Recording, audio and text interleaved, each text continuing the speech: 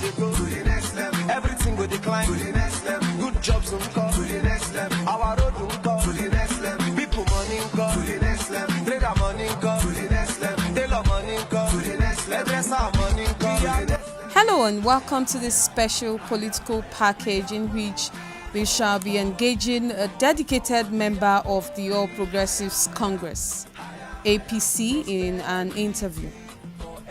He is Honorable Donatus Okonna, JP, is a God-fearing man whose passion have always centered on equity and fairness. He has always been an advocate for whatever favors the people, provided it is the right cause to fight for. He is a graduate of political science from the University of Abuja, Nigeria. He hails from Obofia Okonna in Nkanu West local government area of Enugu State. Presently a member of the All Progressives Congress, APC, Enugu State, and has served the party in various capacities, which include Coordinator APC Support Group 2015, Financial Secretary APC Enugu East Senatorial Zone 2016-2017, National Director Media and Publicity Buhari Support Group Center, State Coordinator Buhari Support Group Center, Enugu State. His national assignments include Personal Assistant, Office of the Special Assistant to the President on Justice Reform, Head of Secretariat, Senator Ken Namadi, Presidential Committee on Constitutional and Electoral Reform, Program Officer, Sub-National Engagement Unit, OGP, Nigeria, Member, Legal Directorate, Muhammadu Buhari, Presidential Campaign Council. His anti-corruption posture and that of his co-author prompted the need for this book, 2019 Presidential Election Southeast Perspective.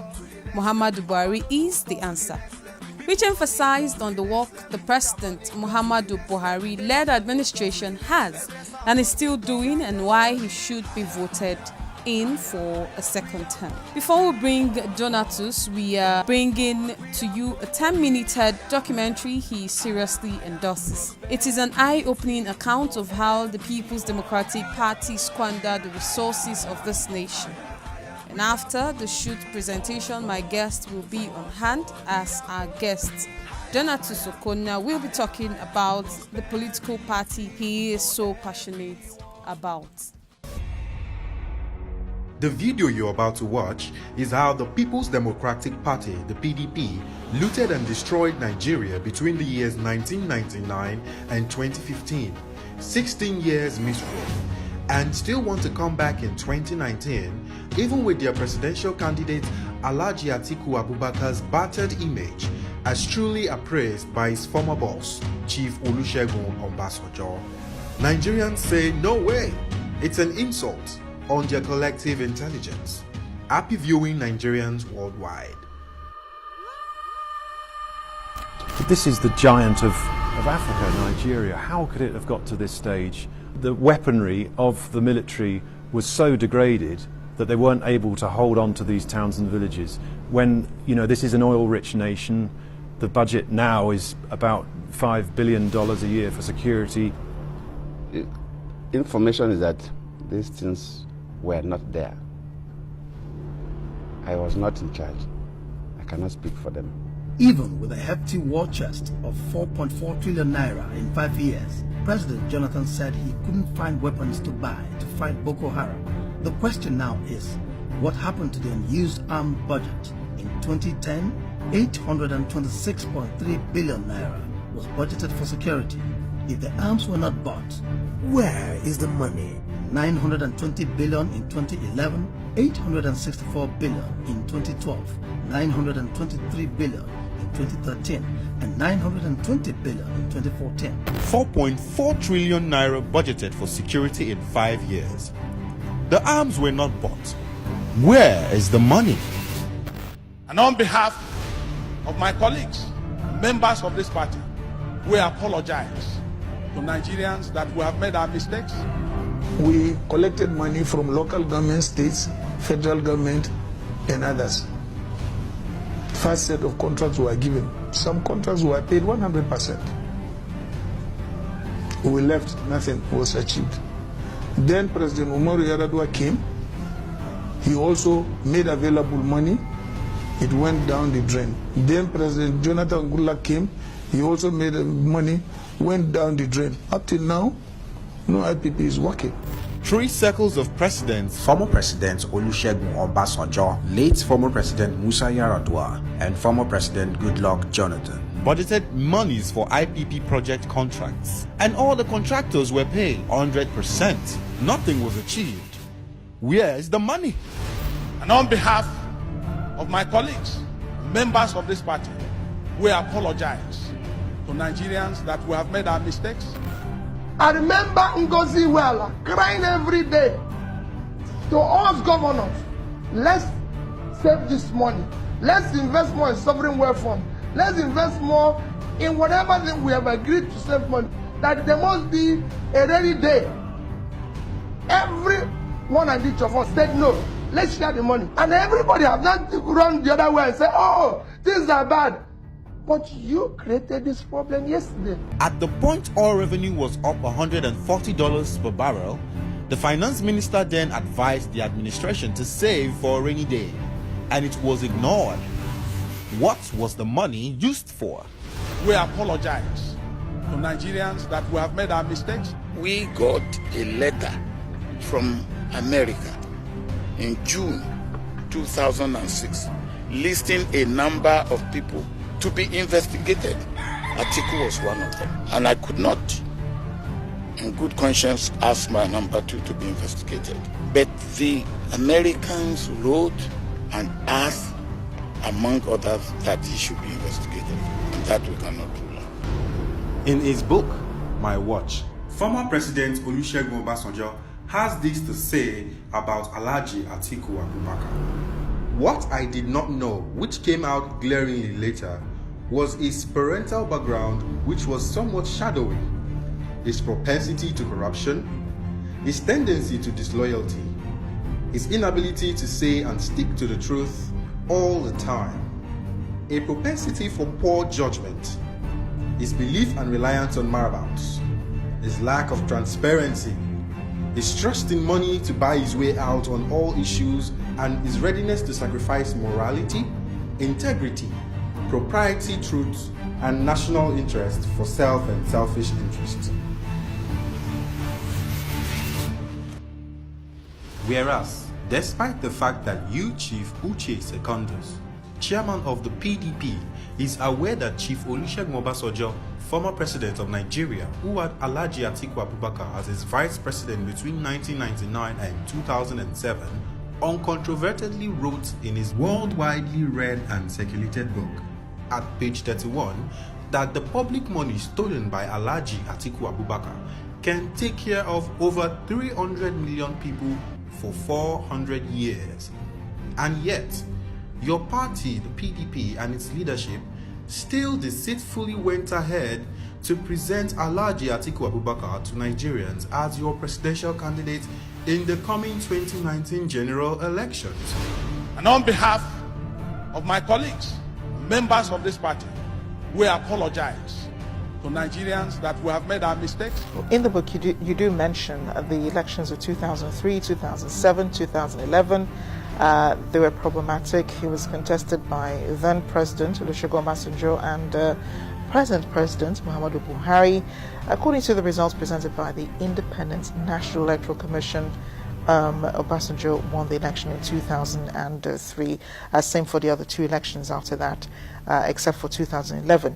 Yet in your book, you refer to Muhammadu Buhari as the presidential candidate who probably won the most votes in each of the 3 elections, and that he was defeated by his opponents' rigging efforts. How did you arrive at that?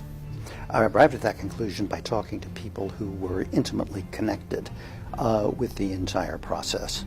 That included both individuals, but also NGOs, that are foreign-based and NGOs that were Nigeria-based. And I think the rigging took place not so much at the actual polling places, but rather where the results of the polling places were brought together. Senator Manso, can I just quickly clarify? Did I hear you say that you helped rig elections before now? Let me tell you one thing. Yes, I did, because I'm now confessing the truth. I look. What do I mean? I don't have to go and change election, but you know, when you provide money, you give money to INEC boys to help you if they see any chance that they should favor you. You provide money to the security. All our elections in the past, I've been in this game for about 40 years. As confirmed by the former United States Ambassador to Nigeria, Ambassador John Campbell, and Ibrahim Mantu, former Deputy Senate President, all previous past elections have always been rigged in favor of PDP. Where is the moral justification? And on behalf of my colleagues, members of this party, we apologize to Nigerians that we have made our mistakes. Hear this. The leopard can never change its skin. Apology totally unaccepted. Return all stolen money.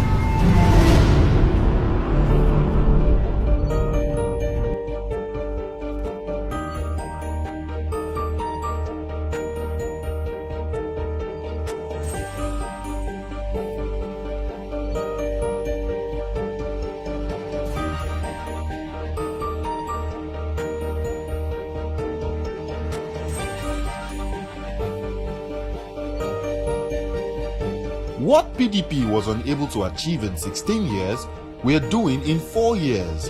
Nigerians, speak in one voice. Vote Muhammadu Buhari. Vote APC across board. Never allow us to go back to Egypt. Welcome to the question and answer session. First of all, how will Donatus assess 4 years of President Muhammadu Buhari?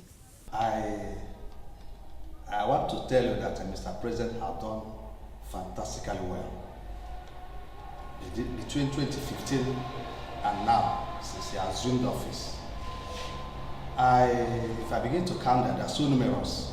Looking at the infrastructure. Over the years, there are some roads that are not motorable over these years. Enugu-Onitsha Express has been a death trap. But as we speak, the roads are under construction. Enugu-Umuahia Port Harcourt Express. Over the years, nothing was done. But today, the construction is ongoing. From Okonna, Kano West here in Enugu State, a road network was awarded by federal government in my locality in 2017. Akebubu, Ubofia, Amudu, Umweze Road.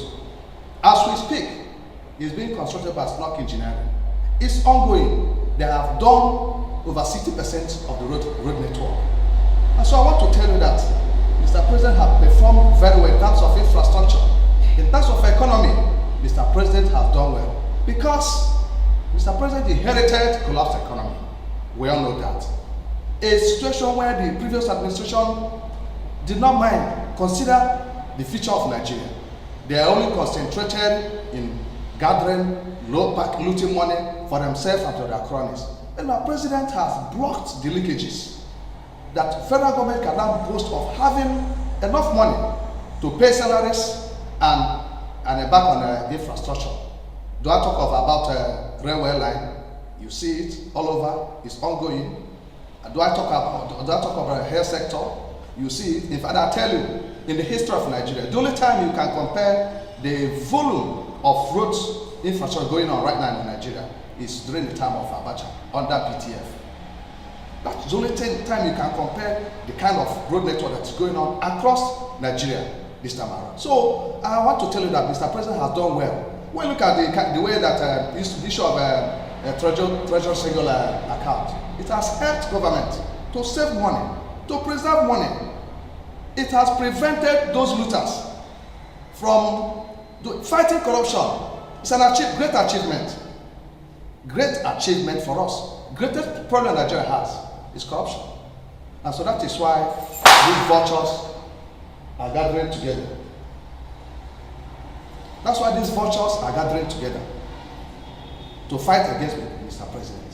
So Mr. President has done very well terms of economy, infrastructure, educational sector, security. I tell you, if not because of President Muhammadu Buhari, by now Nigeria would be a list.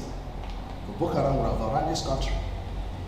Before Mr. President came into power, Boko Haram had penetrated into Abuja, and into different parts of Nigeria. But today they are checkmated.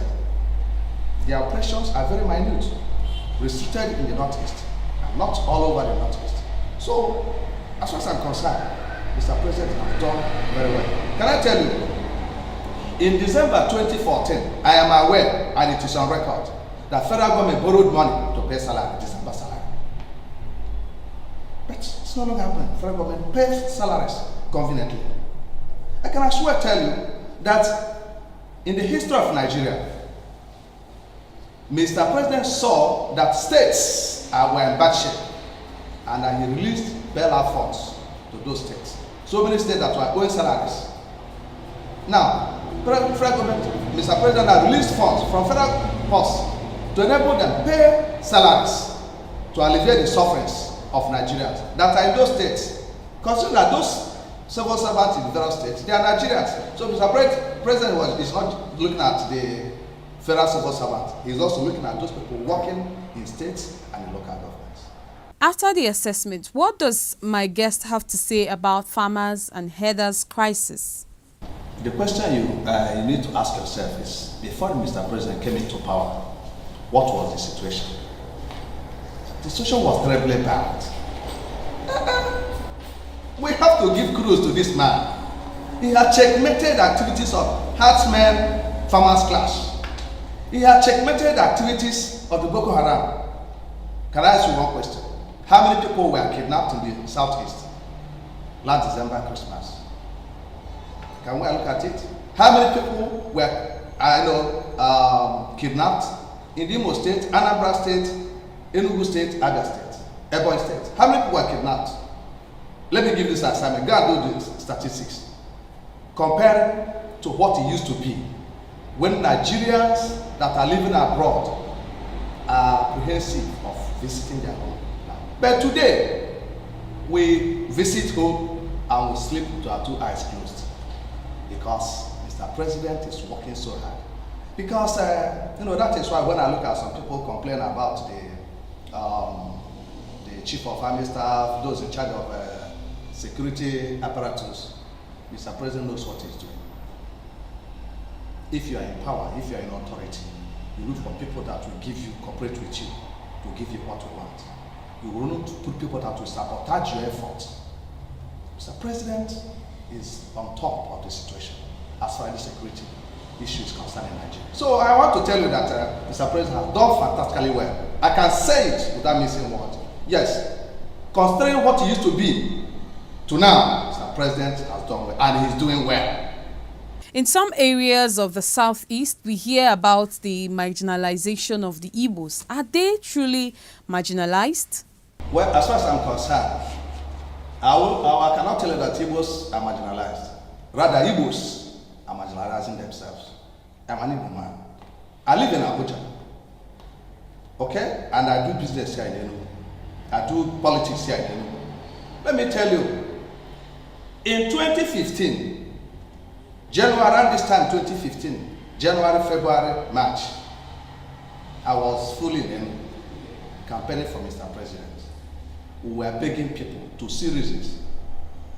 By the grace of God, I am a political scientist, so I understand the game of politics. I saw the mathematics, and I was telling people, we should be careful, otherwise we'll shut ourselves out of power. And so many people do not even listen. When I move around, I drive my car around, some people call me Boko Haram. Some people call me Buhari. Because they were not seeing what some of us were seeing. And so, when the time came, even the people that were, that it was during PDP era. So, in fact, even in our churches, I remember I entered my church one day. As soon as I entered inside the church, the pastor started praying against Buhari and all those who are supporting him. Fire, fire, fire. I was laughing. I Our people wallow in ignorance. Politics is not done that way. Igbos are marginalizing themselves. Politics is like business. It's sowing and reaping. You don't reap where you do not invest. So, when the time came, of course you know that Igbos were supposed to produce the Senate president in the National Assembly. But because no Igbo man came from APC, we lost out. And then we fought to get a deputy Senate president. Do you know the position of Senate president? We missed it because we didn't play our politics well. Igbos are marginalizing themselves. Can I tell you something? In when under Jonathan's administration, Jonathan, I'm sorry, I'm not going to talk much about Jonathan, but it is from the known to the unknown. Jonathan did not know his friends, or did not differentiate his friends from his enemies. So he played into the hands of his enemies. Some people he thought that were supporting him were working against him. And so by 2015 election, Jonathan saw that he was empty. Mr. President cannot make that mistake. So Igbos are not marginalized.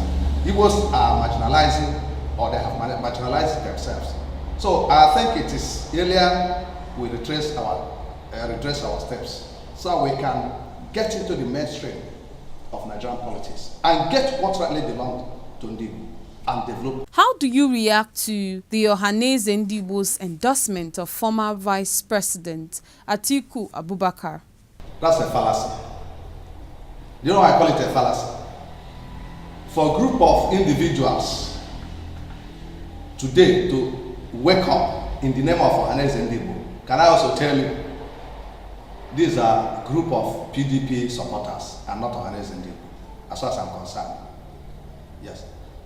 A right-thinking group, socio-political group, cannot make this kind of mistake. They cannot commit this kind of blunder. It is a total blunder that so-called Ohanaeze Ndigbo have done. It's an affront.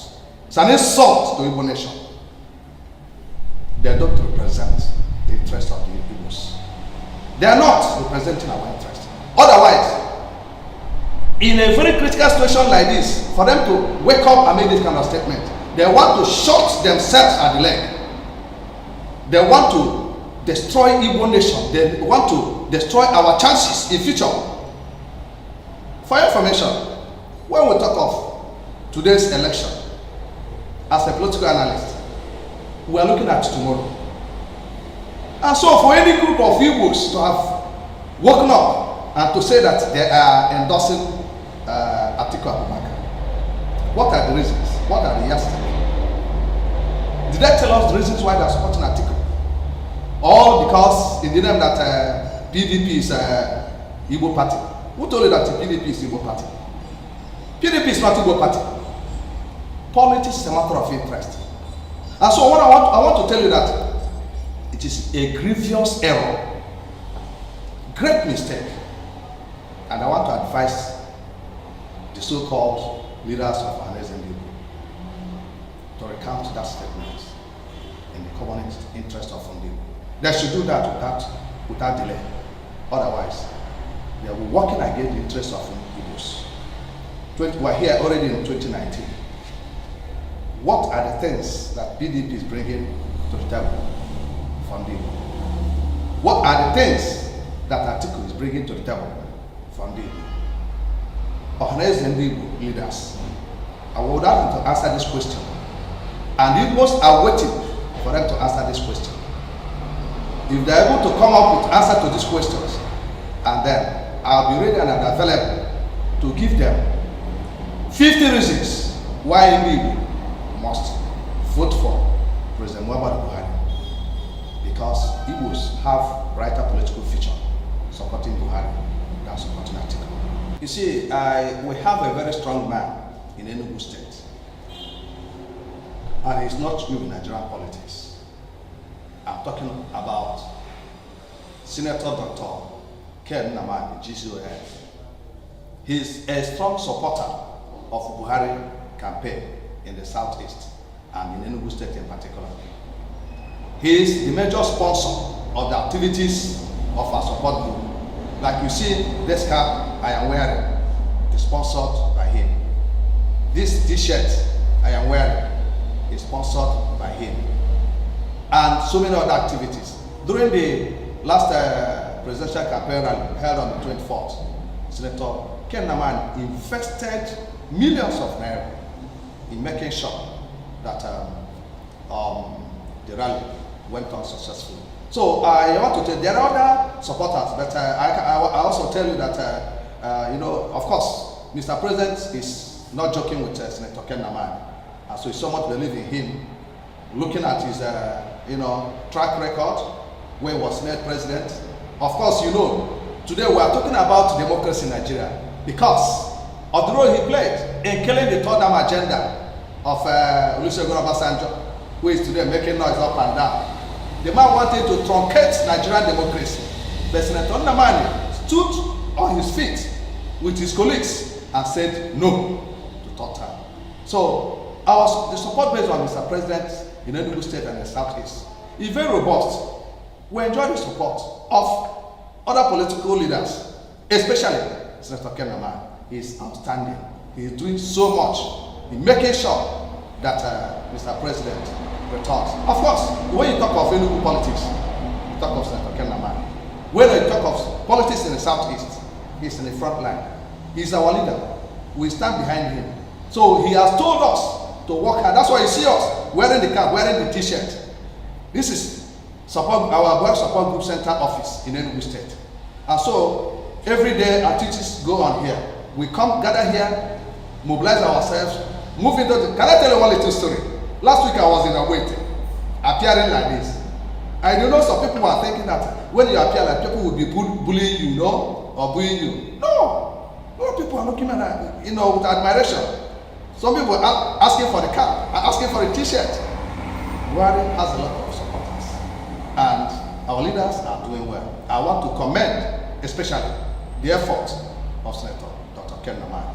He's doing fantastically well in making sure that Mr. President emerges during the next election. This is why we are here. I want to call on my Igbo brothers, Igbo, Kunien Nachefugo. Igbo should wake up. Like Ojukwu told the Ogoni people one day, anytime you wake up, it's your morning. It is time for us to wake up. Let us wake up from our slumber and join the moving train. Mr. President has done well. Let us put away the sentiment that is an Hausa man is a Fulani man. After all, Atiku is a Fulani man. Atiku is a Muslim. Mr. President has the interest of Nigerians at heart. He wants to develop Nigeria so that we have a better future, so that our children will have a better future. If you are a parent and you are living just for today, you are not keeping anything for your children, I am sorry. You will die and you will not leave anything for your children. But what shows a responsible father is what you are leaving behind for your children. Posterity will not forgive us if we mortgage the future of Igbo. I want to advise Igbos, because Mr. President has honored Igbo. Last week, I just give you a few reasons. The second Niger bridge is under construction. It's not politics. Go there, you see. Nnamdi Azikiwe Museum has been commissioned by Mr. President. The so-called PDP government could not do it. Mr. Buhari, whom some of our people hate, I use the word some, because they make so much noise against Buhari. I want to tell you, Igbos have a better future. We have talked about growth network, and I've talked about the rail line that is ongoing. Let me also inform you, by the grace of God, come 2023, if Igbos can support Mr. President Buhari for second term, I am sure and I am aware, as a strong supporter of Buhari and the APC will support Igbo for presidency come 2023. If you vote Atiku, power is sweet. Atiku cannot come out from that place if he enters until after 8 years. And we're thereby blocking the chances of Igbo producing presidents in the next. If you will listen to the address Mr. President made at Namadi Stadium on Thursday 24th during the APC campaign rally, he spoke so well. The Honorable Minister for Transportation said it emphatically. Ndị Igbo, anyị nwere ohere ịchị obodo a bụ Nigeria na 2023 ma ọ bụrụ na anyị agwa onwe anyị eziokwu. Ka anyị ikwe ka ndị nrafu anyị ma ndị dufu anyị. I tried to say it in Igbo so that people will hear me too well. Ndị Igbo, let us wake up. Let us join hands with other Nigerians to support the good work of President Muhammadu Buhari, so that Nigeria can get to the promised land. And on that note, we come to the end of this special feature with Donatus Okonna as guest. The unrepentant APC member says 4 + 4 must be 8. Bye for now. My people, we are getting better, we are going higher. Today points to the future and the next level.